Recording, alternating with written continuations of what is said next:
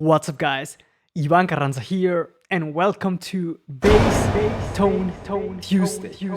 Today, we're gonna talk about writing your own bass parts. This is a topic that was requested on a recent video, so I thought it would be interesting for you guys to check out. Here, we're gonna take a look at my process when writing bass lines, and more specifically, I'm gonna show you how I came up with some of the riffs and bass lines for my band Ash Makers. The first thing we're going to take a look at is the song Chasing Horizons. That was our very first single, and I'm going to play it for you, and we're going to play one section of that for you. Check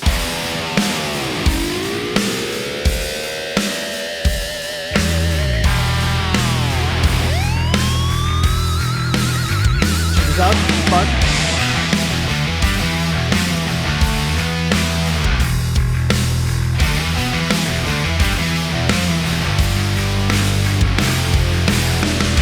Okay, that sounds like this when I play it now.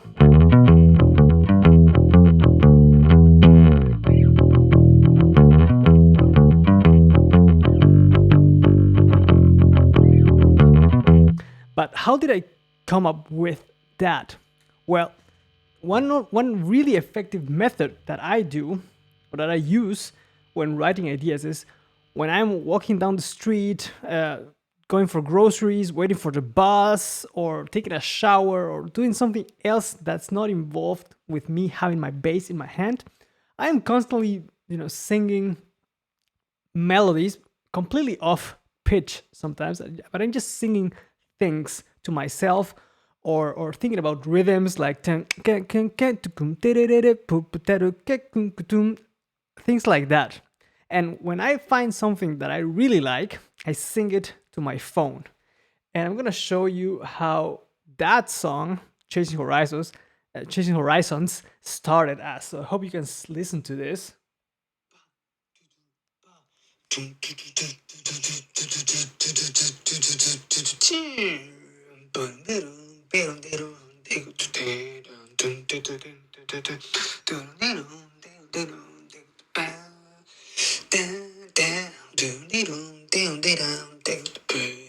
Right? That's what I sung to my phone. After listening to my recording on the phone, I thought it would be interesting to use that idea for something. So I had to transcribe myself what I had sung and play it on the bass or on guitar, and then go from there to expand the idea. Now, what I noticed when I was transposing that riff was that I sung in C# minor. And that would mean that I need a low C# minor to play the riff correctly the way I had sung it. And I didn't want to down tune or use a different tuning or anything. So I transposed that idea to E minor.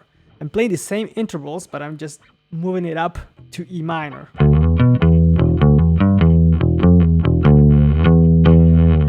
And one benefit of writing things like this, when you sing something and then you grab the bass or whatever instrument you have and you play it, is that you come up most of the time with ideas that feel and sound very melodic, because first of all, you're singing them, so you as a person can reproduce them.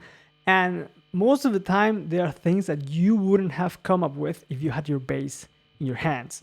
Because in that case, for example, I rarely play fifths like that. I maybe would have tried to come up with something like that, but I rarely come up with things that involve fifths in the way that that line is created. Now on the verse, it's pretty simple, but I think that's one of the coolest things about that. Working transportation for the criminal underworld. You need no explanation. Money can't drive itself, and I can. So it goes like this. It's just open E strings.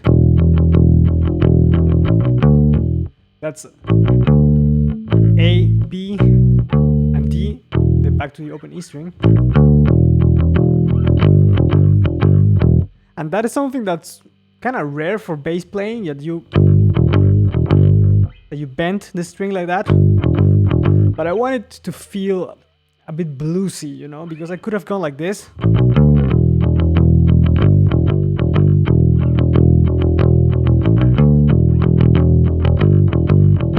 But it doesn't have that spice, that flavor of... Yeah, it makes you go like... That little details like that really can add a lot to your bass line. Another interesting part of the song is what I did, for example, in the chorus of this track. And here I wrote that part on guitar. And if we take a look at the guitars, they do something like this.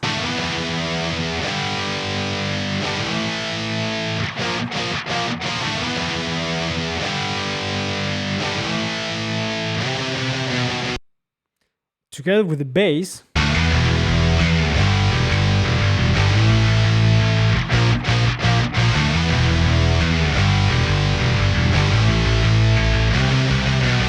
so the guitars are just playing open chords other than the first note.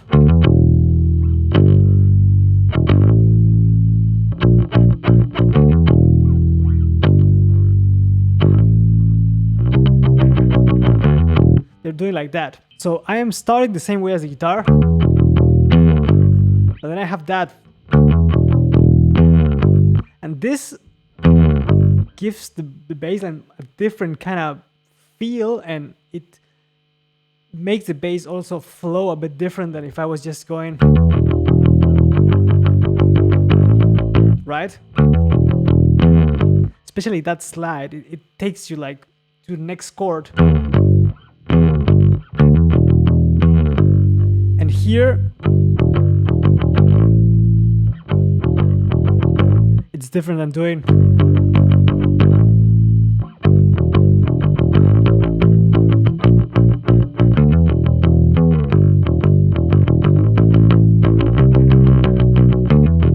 So you can experiment with doing things like that, connecting, using slides, adding open E strings or ghost notes. So maybe I could have gone something like...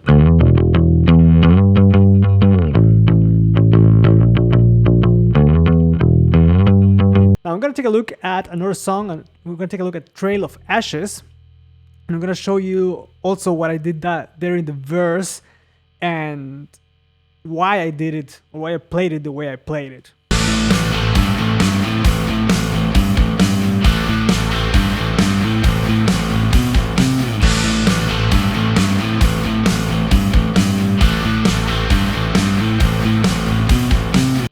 Now, I wrote that whole part, or this whole song, mostly on bass, and I came up with that bass line.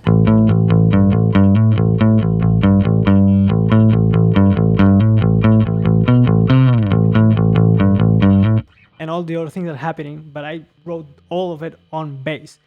Now, here we have something pretty interesting, and that is the following. These guitars.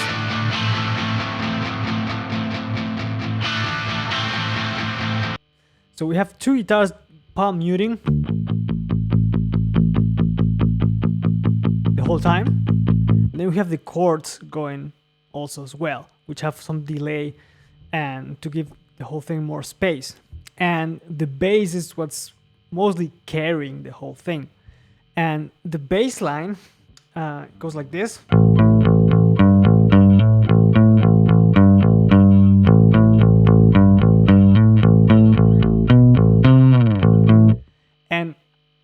I could have just repeated the same phrase, like this part, like forever.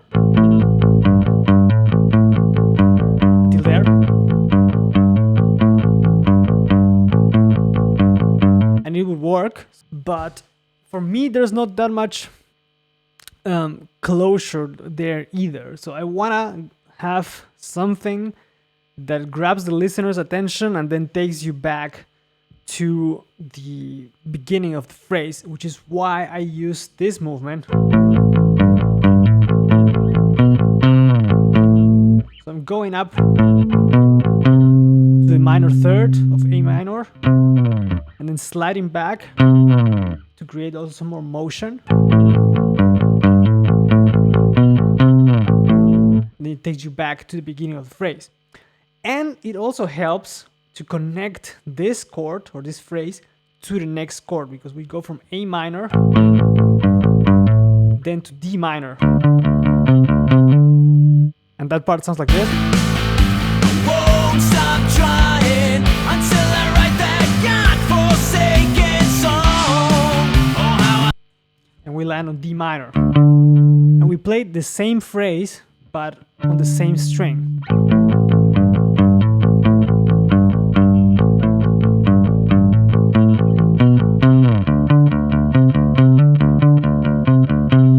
Like that. I could have played it on the G string and the D string, but that sounds kind of thin.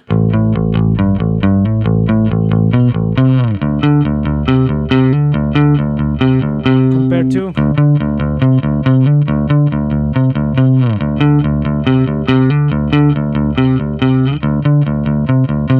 this D and C have a bit more body, which is what I like. I want the bass line to have some weight to it, so which is why I played it up here in the neck instead of here on the G string. Now we're gonna go to a different section of the song, which is the solo section. So let's take a listen to it.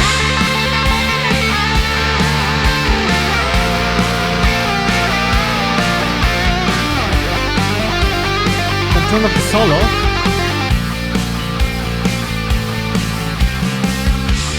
Let's solo the guitars now. They repeat that phrase the whole time. And that is the same thing that we played before in the verse.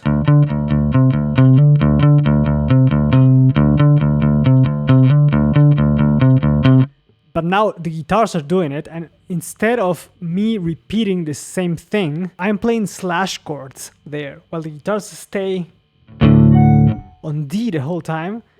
We start on that position. G, B flat, G, B flat again, A, C, D, E, F, G, B flat again.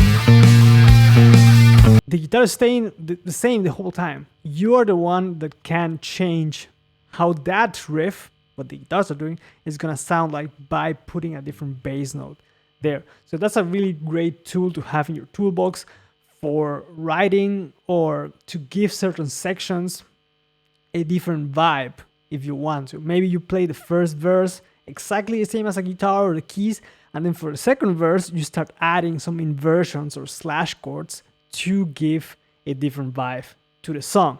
So just to sum it up here is that one great method to come up with ideas is to sing something. It doesn't have to be in pitch, but focus on the rhythm that you use there and what kind of phrase it is, and then record it on your phone. It doesn't have to be high quality or anything, but just keep it so that you don't lose it, because if you don't do it, the idea is it's gonna be gone forever and you're gonna forget it. But once you have it here, then you can try to transcribe what you just sung to your phone and adapt it to the bass. And maybe in the end, you end up with something that doesn't sound remotely close to what you recorded on your phone, but that isn't necessarily bad. The recording on your phone is a tool to get you started with writing ideas. And most of the time, they're gonna be more melodic and they're gonna sound different than if you just grab your bass or your instrument and try to write things, because the ideas that you sing, they're coming from within you. So it's your musicality speaking. And like I said, don't worry about hitting the pitches perfect. Don't worry about the timing. Just sing something. It can be like ta ka ka ka ta ta ka ka ka ta ta tum ka ka ka ta. But you have the rhythm there already, and you can work from that to create something new. And the second thing is that when you write something, you can try to have phrases that have a clear beginning and an end, and somewhere along that path, you try to grab the listener's attention by, you can think of it like a formula, like, for example, a 4-bar phrase. You have 3 times the same thing. The 4th time you do something different to catch the attention, and then you go back to the beginning. It doesn't necessarily have to be in that order always, but you can, at the end of a phrase, add a little something that, you know, catches the attention of people, and then you go back to the beginning.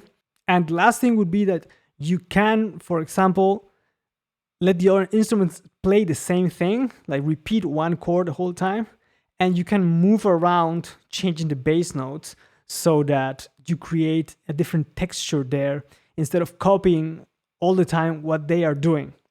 And one other thing that also helps me personally when writing bass lines or writing songs is that I try to build like paths to a certain new note that I want to get to.